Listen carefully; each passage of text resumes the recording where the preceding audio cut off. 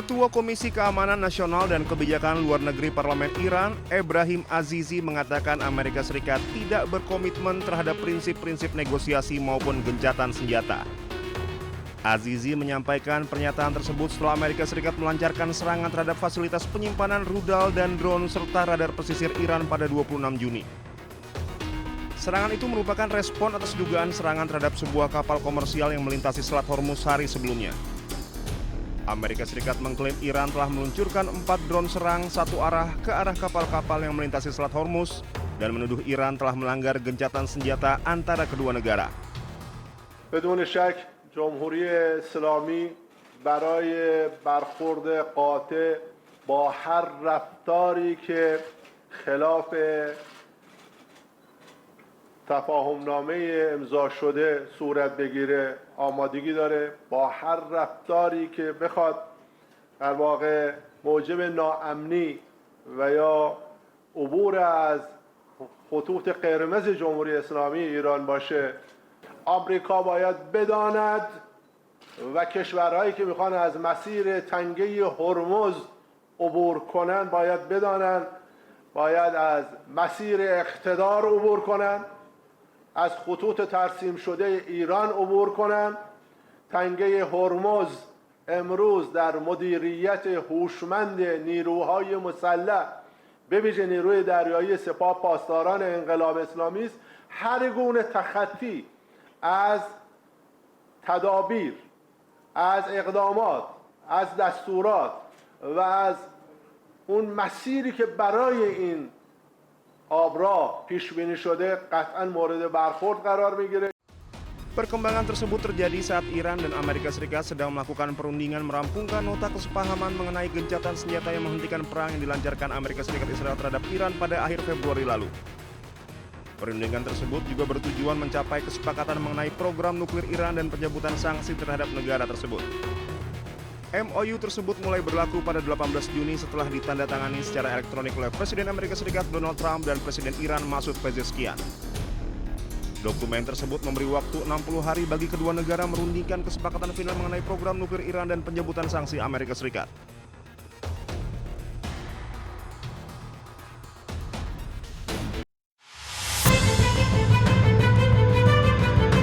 Komando Pusat Amerika Serikat atau CENTCOM merilis rekaman serangan jet tempur Angkatan Laut dan Angkatan Udara Amerika Serikat terhadap sejumlah situs militer Iran di sekitar Selat Hormuz.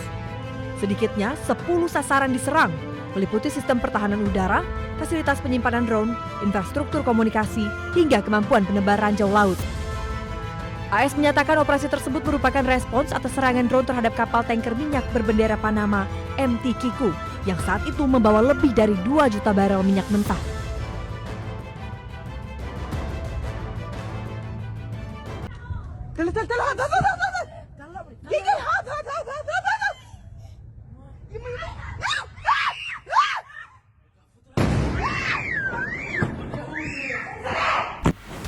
Di tengah meningkatnya eskalasi AS Iran, Ketua Komite Keamanan Nasional Parlemen Iran Ebrahim Azizi memperingatkan para pemimpin GCC bahwa mengizinkan pangkalan AS di negara mereka hanya akan mengancam keamanan.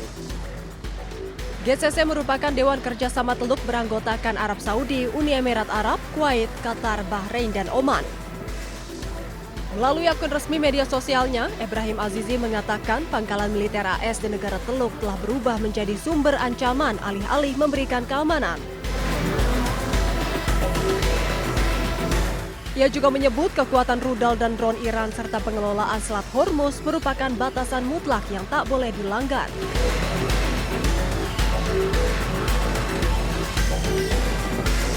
Sehingga satu-satunya jalan menuju keamanan regional hanyalah dengan menjauhkan diri dari Amerika Serikat.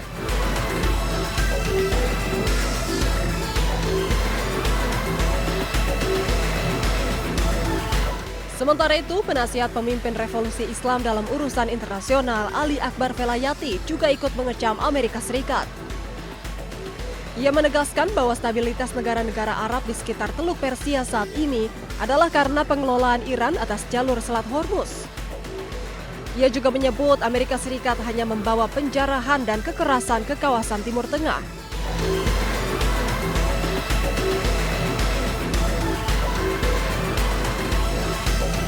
Setelah beberapa hari AS dan Iran menyepakati gencatan senjata, kedua pihak kini kembali saling serang.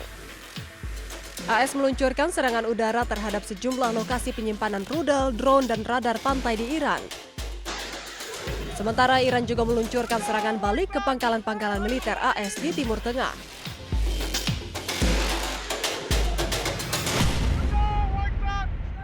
Semangat hari ini.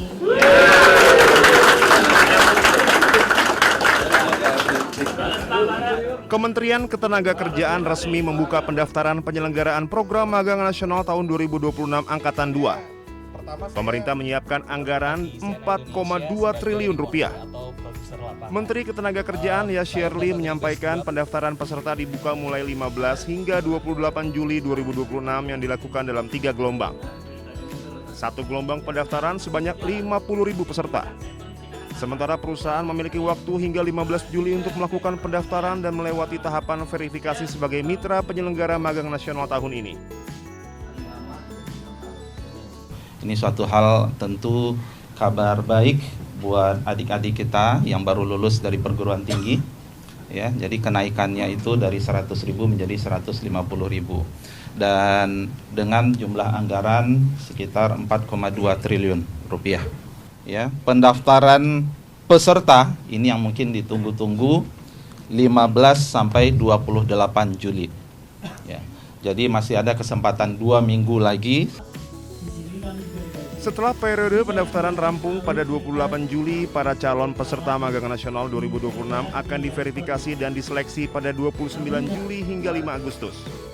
Peserta yang lolos program ini nantinya diumumkan pada 7 Agustus dan hari pertama magang nasional 2026 batch pertama resmi dimulai pada 10 Agustus. Pembukaan pendaftaran menjadi langkah lanjutan pemerintah dalam memperluas akses pelatihan kerja berbasis industri sekaligus memperkuat kolaborasi antara dunia usaha dan pencari kerja.